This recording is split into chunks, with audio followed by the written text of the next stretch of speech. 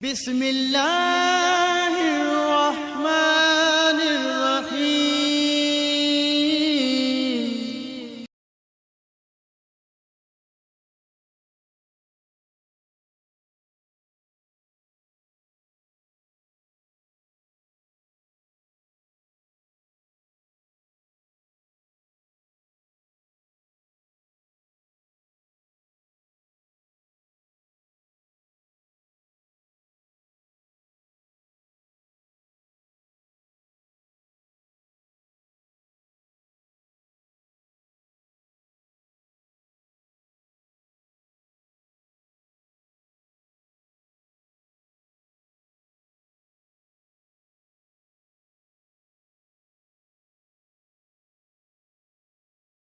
نحمده ونصلي على رسوله الكريم أما بعد فأعوذ بالله من الشيطان الرجيم بسم الله الرحمن الرحيم قل هو الله أحد الله الصمد لم يلد ولم يولد ولم يكن له كفوا أحد آمنت بالله صدق الله خالقنا العظيم وصدق وبلغ رسوله النبي الكريم والشاكرين والحمد لله رب العالمين۔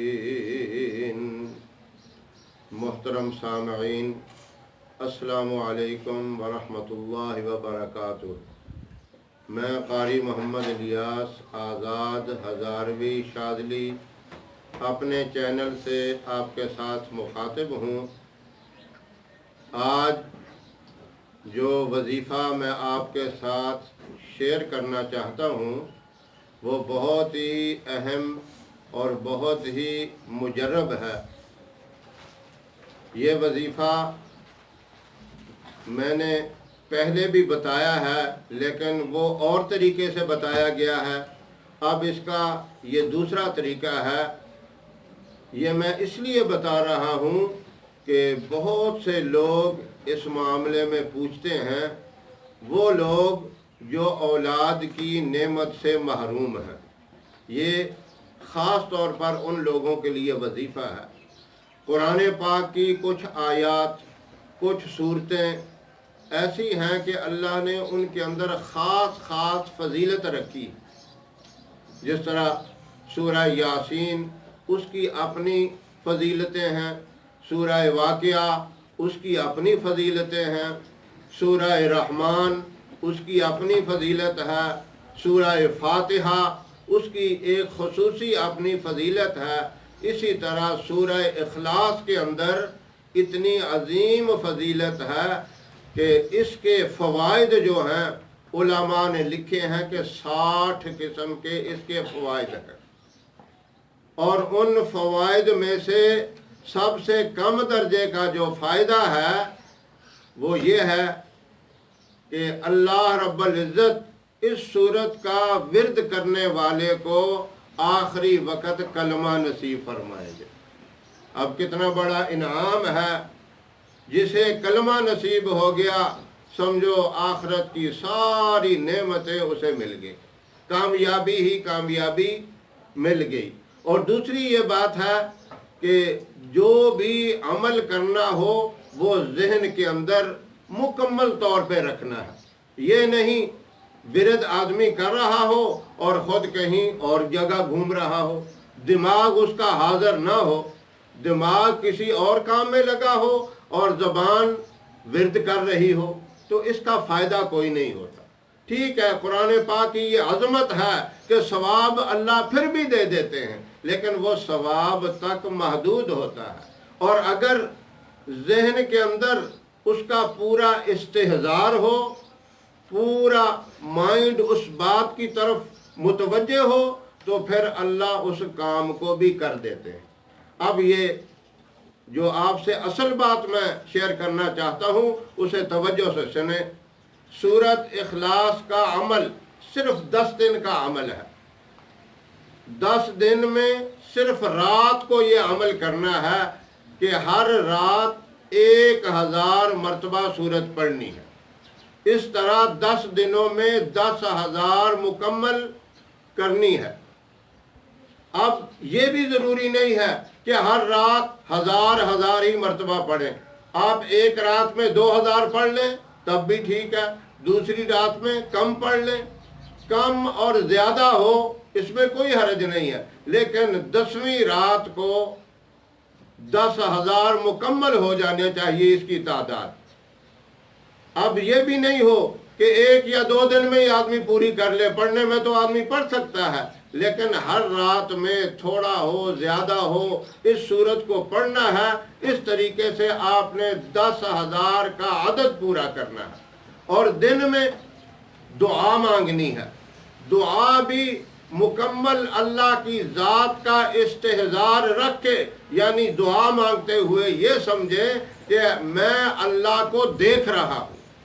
یہ کیفیت اگر نہ پیدا ہو تو یہ کیفیت پیدا کر لیں کہ اللہ تو مجھے دیکھ رہا ہے. اس انداز سے دعا مانگنی ہے. رب حب لی من الصالحین. یہ دعا ابراہیم علیہ السلام کی ہے. ابراہیم علیہ السلام کو اللہ نے بیٹا اس وقت عطا کیا جب ضعیف ہو چکے تھے اور ان کی زوجہ محترمہ بھی بڑھاپے کی حالت میں تھیں. اس بڑھاپے میں اللہ نے ان کو بیٹا عطا فرمایا.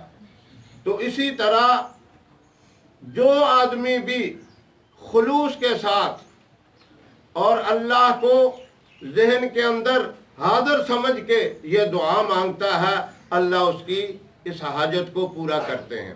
اب یہ دعا ہر نماز کے بعد کم از کم 7 مرتبہ ضرور مانگنی ہے. رب حب لی من الصالحین. اس کے علاوہ اپنی زبان میں کوئی بھی آپ کی زبان ہے، اردو ہے، پنجابی ہے، انگلش ہے، فارسی ہے، پشتو ہے، ہر زبان میں آپ دعا مانگ سکتے ہیں. اور خصوصاً عاجزی اور انکساری سے مانگیں. یہ 10 دن اور 10 راتیں ایسی گزارنی ہے کہ جس طرح آدمی اعتکاف میں بیٹھا ہوتا ہے. نمازوں کی بھی پابندی کرنی ہے، تقوی اور پاکیزگی کی زندگی گزارنی ہے. جھوٹ، غیبت اور غلط ہر بات سے بچنا ہے. تو انشاءاللہ آپ کی حاجت اللہ رب العزت ضرور پوری کریں گے. اور راتیں بھی آپ نے ایسی گزارنی ہیں کہ باوضو سنت کے مطابق رات کو سونے کی دعا پڑھ کے سونا ہے. سونے سے پہلے آپ 1000 مرتبہ پڑھتے ہیں یا کم تعداد میں پڑھتے ہیں یا زیادہ پڑھتے ہیں. سونے سے پہلے وہ تعداد پوری کر لیں. اس طرح 10 راتوں میں 10,000 کی تعداد پوری ہو جائے.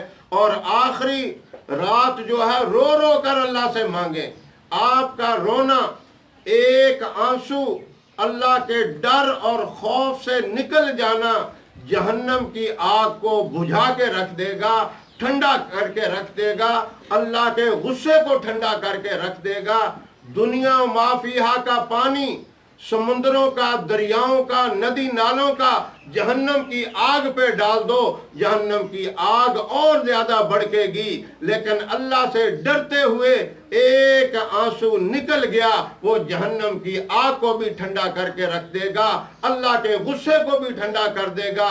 جب جہنم بھی ٹھنڈی ہو گئی، اللہ کا غصہ بھی چلا گیا، تو آپ کی دعا اللہ ضرور سنے. تو اللہ رب العزت خاص طور پر ان حضرات کو جو اولاد کی نعمت سے محروم ہے، اس عمل کو ضرور اپنائیں. انشاءاللہ یقیناً اسے فائدہ ہوگا.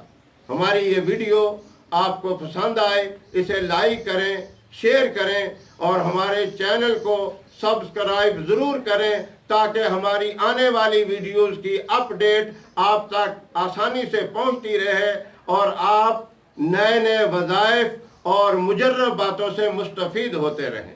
وآخر دعوانا ان الحمدللہ رب العالمین.